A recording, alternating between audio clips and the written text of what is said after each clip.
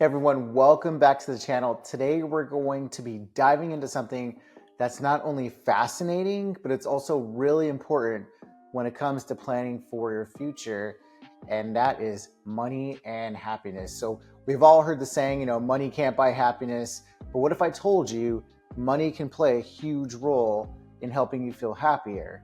And guess what? Understanding how happiness works throughout your life is the key to living your best retirement. So stick around because we're going to be digging into some cool research from Shawn Achor's book. It's one of my favorite books of all time. It's called The Happiness Advantage. And we're going to be talking about how money and happiness are linked to your retirement journey. So let's kick things off with the million-dollar question. Does money really make you happy? Well, here's the thing. Money definitely impacts happiness, but it's not as simple as more money equals more happiness. Actually, what the research has shown is that happiness doesn't keep going up and up and up every paycheck. In fact, there's a magic number. Around $75,000 a year is where people tend to report the highest levels of happiness. After that, the returns start to flatten out. And know what you might be thinking. I'm like, oh, it's $75,000 a year. Hold on a second. I'm in my 50s, 60s, 70s, etc. What's $75,000 a year? Hey, don't kill the messenger. If you're bringing in, whether that's through portfolio income or pensions or Social Security or what have you, at least $75,000 a year, that's what the data tells us. Well, having more money doesn't necessarily make you more happy, but this is where it gets interesting because happiness can actually make you more successful, including financially. And that's where Shawn Achor's The Happiness Advantage comes in. So the next point is we're going to be talking about the U-shaped happiness curve. So understanding happiness over time. So here's a really fun fact. So happiness actually follows a U-shaped curve. I know it sounds kind of strange, but it's true. But what the research has shown is that people are happier in their younger years and later in life. So with a dip in the middle, think of it as a midlife happiness crisis instead of a midlife crisis. But the magic moment where happiness tends to be at its lowest is usually between ages 40 and 50. But don't worry, once you get past that hump, what the data tells us is things start to look way better. So why does this happen? Well, a lot of it has to do with shifting priorities. So when we're younger, we're full of dreams, possibilities, and that anything is possible type of energy. Then we hit midlife. We might feel bogged down with responsibilities, career pressures, and those existential questions, what am I doing with my life? Could I have done better, etc. But here's the good news. Happiness picks up again as we get older. So in retirement, for example, most people start focusing on what truly matters: relationships, experiences, and health. So if you're getting close to retirement or already there, congratulations, you're in the happiness sweet spot. So now it's all about taking advantage of the happiness, aka the happiness advantage. So here's how happiness fuels success. So we've established that happiness is important, but here's the twist. Happiness actually fuels success. So especially when it comes to money and financial decisions, according to Shawn Achor's research, happy people are more productive, they're more creative, and they make better decisions. In fact, happy employees are 31% more productive, 37% more likely to achieve their sales goals, and 3 times more creative. Now, think about it this way. When you're happier, you're not just feeling better, you're also making smarter choices. So whether it's how you manage your finances or how you invest or even how you spend your money to maximize joy, this is especially important because you want to feel confident in your financial decisions. So being happy can help you do that. Next point, how does money impact happiness? So we're going to talk about the limits and the sweet spots. So we know that money plays a role, but what about the how of it? So research shows that spending money on experiences like trips, meals with family, or hobbies can bring you more happiness than spending on material stuff.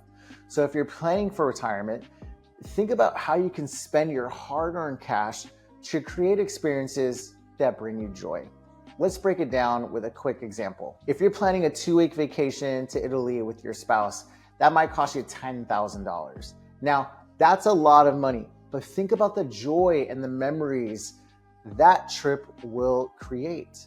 So you're investing in experiences, not just spending money.